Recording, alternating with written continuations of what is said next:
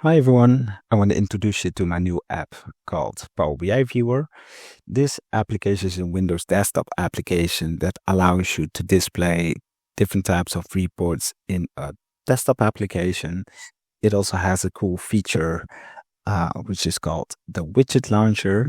And with the widget launcher, you can just have small widgets of your favorite reports on your screen. If you have like a small visualization that you want to display, you can just display it like this and it will be visible.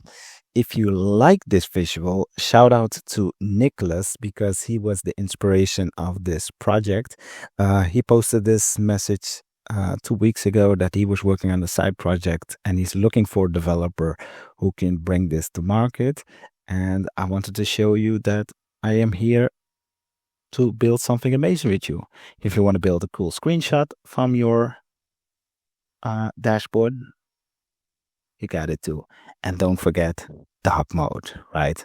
An application is only fun if it's in dark mode.